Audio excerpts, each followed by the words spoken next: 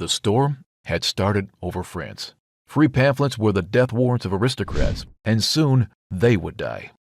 French Revolution took a gory turn pretty early after its birth. There was violence, death, and terror, but there's one aspect about it that makes the revolution so haunting.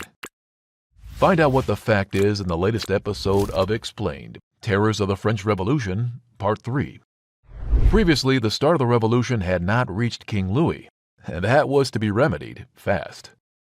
Hordes of women stormed the palace of Versailles and demanded bread from Marie Antoinette. Then they insisted that both the king and queen went along with them to Paris. Insisted as in put their guards' heads on multiple spikes, and said if you don't want this to happen to you, you better come. Louis signed the Declaration of Rights of Men, and then went to be exiled in Tuileries Palace. Paris became the center of the revolution. Even the National Assembly set up their headquarters in the city. Now defeated, the nobility pretty much signed whatever the people wanted them to sign, and Marie Antoinette was appalled. Then she made another bad decision to add to her very long list of terrible decisions. She convinced her husband to go to Austria, where her family was the ruling class. While they were trying to escape, guards saw them and they were brought back on heavy watch. Unsurprisingly, when you try to leave your people under quote-unquote dirty revolutionaries, said people get very angry. They said Louis skirted away like a rat, and his number of supporters dwindled further. The National Assembly was also not doing so hot on the decisions front. Thinking that Austria might be sympathizing with Louis, they declared war on Austria and Prussia. Marie Antoinette continued to write to Prussia, and the king said he would burn down Paris to the ground if anybody harmed the king. The people did not like that statement. They stormed Tuileries and captured the king. He was put on trial like any other ordinary peasant, and was found guilty instantly. After he was found guilty, the National Assembly had no idea what to do with him. This effectively split the assembly into two parts, which made the revolution even more messed up. One side was called Girondins and the other Jacobins. The leader of the latter was Robespierre. But on the streets of Paris, rebels were expressing themselves through fashion, wearing long trousers instead of knee cutoffs that were worn during the old regime. People were so sick of the old regime that they declared France a republic and even created a new 10-day calendar that aimed at making people forget Sunday, the church day. Now, none of the parties in the National Assembly liked Louis at all. The Girondins only wanted to spare his life, while the Jacobins thought that he must die for the rebirth of France. The decision came in 1793. Louis XVI was to be guillotined for his transgressions against France. Unsurprisingly, Louis's death didn't calm down the people. The wars against Austria and Prussia became ways of spreading the revolution, and the fighting further split the National Assembly.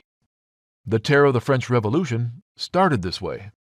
Eventually, the National Assembly sent revolutionaries to fight the war, and the people left behind were rallied up by the opportunistic journalist Marat.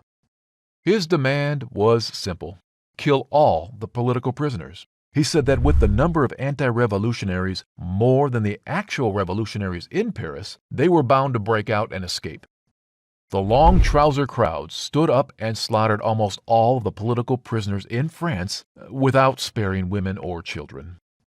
This bloodbath was known as the September Massacre, and this was what brought the French Revolution its international reputation.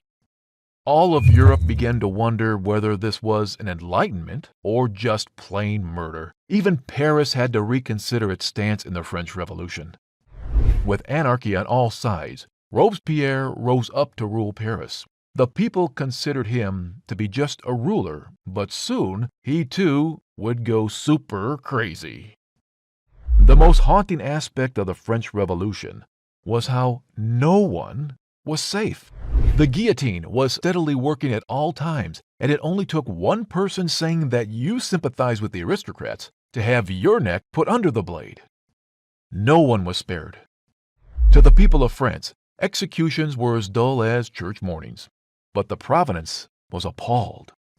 Quickly, the anti-revolutionaries rose up in many areas, but the Republic put them down faster through mass executions. They were all tied up and made to face the firing squad. The bodies were then dumped in open water. One supposedly smart anti-revolutionary arrived in France and got a meeting with Marat, where she stabbed him in an effort to reduce the intensity of the revolution. She was put on trial and then guillotined. She might have been a little bit less stabby if she knew the extremely dire consequences of Marat's death. Meanwhile, the people hadn't forgotten Marie Antoinette. They put her on trial for way too many crimes, and the only one that she protested against was the abuse of her son. She begged and pleaded for all mothers to see sense, but the sympathizers could not outweigh the haters. She was found guilty of all charges against her. On her indictment, she famously said, "I was queen and you took away my crown, a wife and you killed my husband, a mother and you deprived me of my children. My blood alone remains. Take it, but do not make me suffer long." After her statement, Marie was ripped away from the arms of her daughter and sent to a prison cell. The conditions of the prison cell were appalling. Judges thought that the most infected place in the prison, with a few straws for a bed, was more than she would have spared them. The Queen and her wardens were put under constant surveillance. There was still one attempted escape, but the guard that was bribed was held up and the former Queen was transported back to her prison cell. The prosecution still had no sympathy. They even said to the person asking for a cotton blanket for the Queen, "You dare ask? You'll be sent to the guillotine." The Queen's final moments are haunting, but also a little fake. She made a huge show about how she lived for her children and her sister, when the people of France had only seen her blow through their funds. So her lamenting and dignified suffering came across as a little fake to the people. The Queen was executed by the guillotine. But by now, the guillotine had become a living creature, constantly hungering for flesh and blood. Who would it devour next? Comment below and we'll pin the most accurate one. Make sure you like this video and share it with all your friends and family, enemies too, if you got them. Subscribe to our channel to find out what happens next in the revolution. This was explained, and we'll see you in the next episode where the revolution turns against its own revolutionaries and the reign of terror begins, sparing not even the peasant class, sparing no one.